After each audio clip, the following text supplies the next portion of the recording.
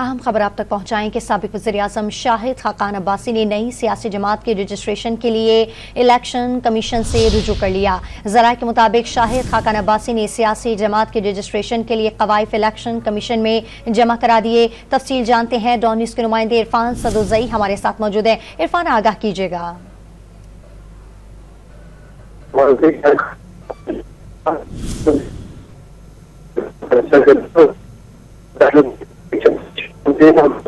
इरफान सदुज़ई, हम आपसे दोबारा राब्ता करने की कोशिश करेंगे। अपने नाज़रीन को बता रहे हैं कि साबिक वज़ीर-ए-आज़म शाहिद खाकान अब्बासी ने नई सियासी जमात की रजिस्ट्रेशन के लिए इलेक्शन कमीशन से रुजू कर लिया।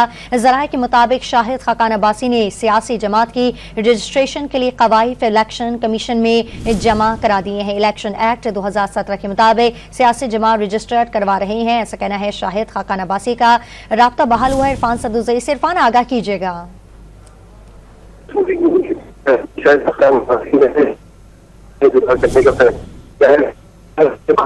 इलेक्शन कमीशन से हमारे ज़राए के मुताबिक उन्होंने नई जमात रजिस्टर कराने का फैसला किया है। तो अभी वो इलेक्शन कमीशन में मौजूद है और तमाम जरूरी दस्तावेज वो भी अपने तफसील हमें बताते इरफान सदुज़ई, आपका बहुत शुक्रिया।